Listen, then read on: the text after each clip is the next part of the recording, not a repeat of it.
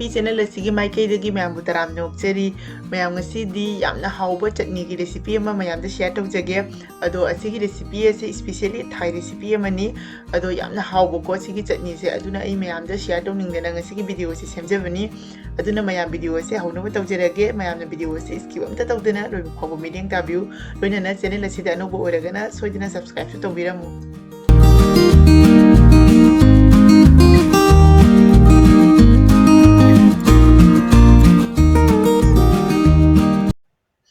ma'am ngasi chutney ase sembada changada machal khara aina sida laujare adu ma'am ngasi chutney asidi adum chaka chaga harisu yai adu natabida khoina nungthilda adum sinju chabado adumaina ko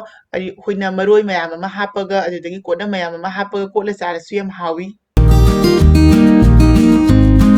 ahanbada asida morok achoubi se khara laure morok achoubi sidi sade ma'am loi khangnaba gaktani ko adudagi sida tilau khara laujare adudagi chanam khara laure adudagi sida umorok ama khara laure umorok sina ko asigi morok achoubi sidi sadabani na sanabagi damakta umorok ama hapke na tawbani ba ko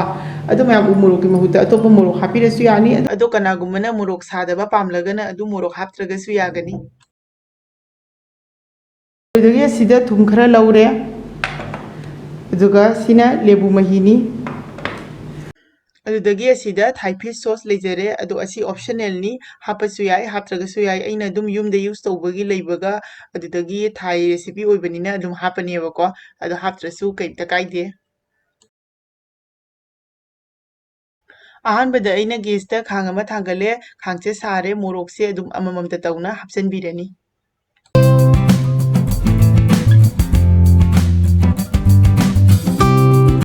adu morok se asumna khanga saba sida mathak makha onthoptuna adu mulhandoini adu asigi mahuta koina kharai gumba amada hapaga laurasu yagani adu maitan mathakta oirasu natraga gas ta oiragasu adum yagani aba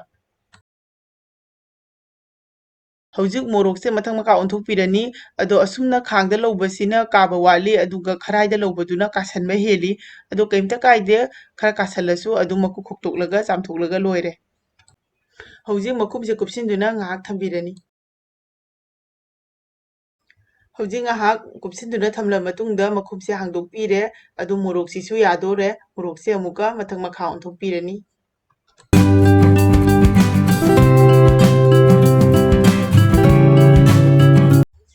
hojik morok se yare aduna plate amada lokthokpirani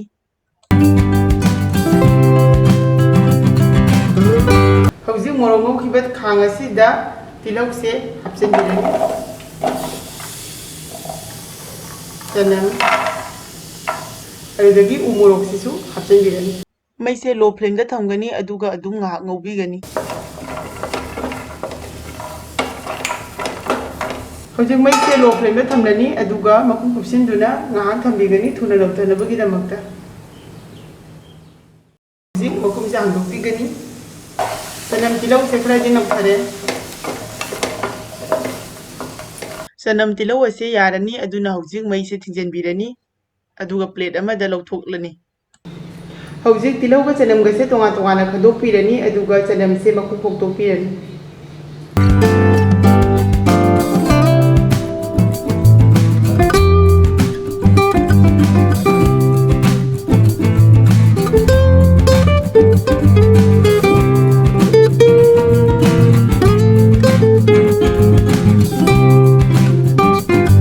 hojik sanam se asumna makhu se amamamta tawduna khoktokpirani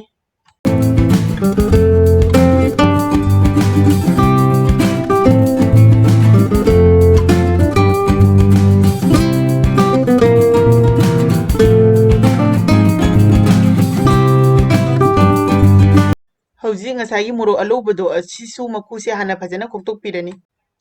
hojik aina sida ising khara laure ising sida morok se hapchalani aduga phajana makhu se lothokpirani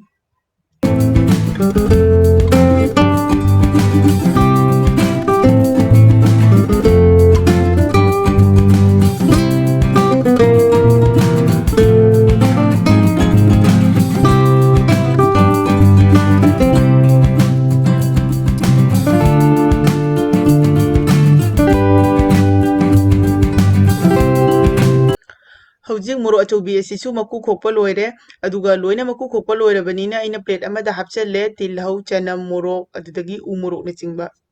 ꯍꯧꯖꯤꯛ ꯑꯩꯅ ꯑꯁꯤꯗ ꯇꯣꯛꯁꯨ ꯑꯃ ꯂꯧꯔꯦ ꯑꯁꯤꯗ ꯎ ꯃꯣꯔꯣꯛꯁꯦ ꯍꯥꯞꯄꯤꯔꯅꯤ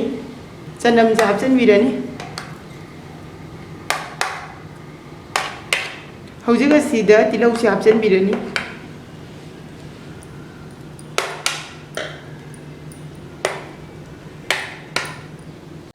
ꯑꯁꯤꯗ ꯊꯨꯝ ꯂꯩꯖꯔꯦ ꯑꯗꯣ ꯑꯩꯗꯤ ꯐꯤꯁ ꯁꯣꯁ ꯍꯥꯞꯇꯧꯕꯅꯤꯅ ꯊꯨꯝꯁꯦ ꯈꯤꯇꯪ ꯂꯤꯛꯅ ꯍꯥꯞꯄꯤꯔꯅꯤ ꯑꯗꯣ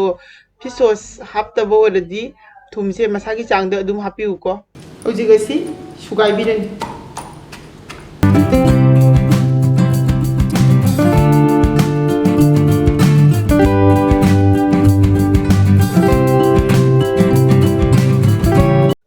ꯍꯧꯖꯤꯛ ꯃꯣꯔꯣꯛꯁꯦ ꯍꯥꯞꯆꯤꯟꯕꯤꯔꯅꯤ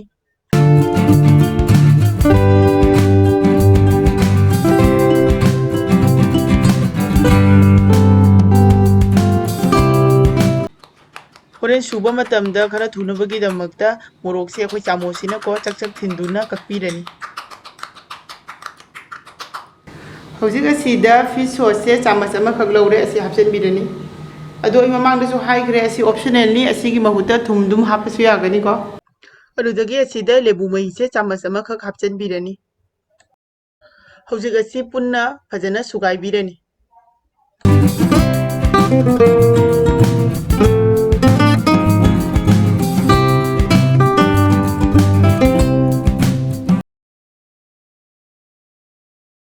ꯃꯌꯥꯝ ꯉꯁꯤꯒꯤ ꯆꯠꯅꯤ ꯑꯁꯤ ꯁꯨꯕ ꯂꯣꯏꯔꯦ ꯍꯧꯖꯤꯛ ꯀꯣꯟ ꯑꯃꯗ ꯂꯧꯊꯣꯛꯄꯤꯔꯅꯤ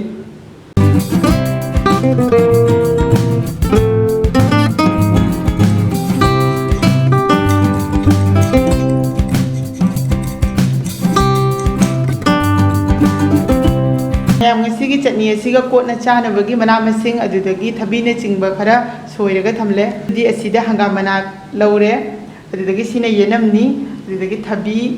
ꯑꯁꯤꯅ ꯃꯌꯥꯡꯕ ꯒꯥꯖꯔ ꯑꯗꯩ ꯐꯛꯄꯥꯏ ꯑꯗꯨꯗꯒꯤ ꯑꯁꯤꯅ ꯂꯩꯈꯃꯥꯟꯅꯦꯕꯀꯣ ꯍꯧꯖꯤꯛ ꯑꯁꯤꯒꯤ ꯃꯌꯥꯏꯁꯤꯗ ꯆꯠꯅꯤꯁꯦ ꯊꯝꯂꯅꯤ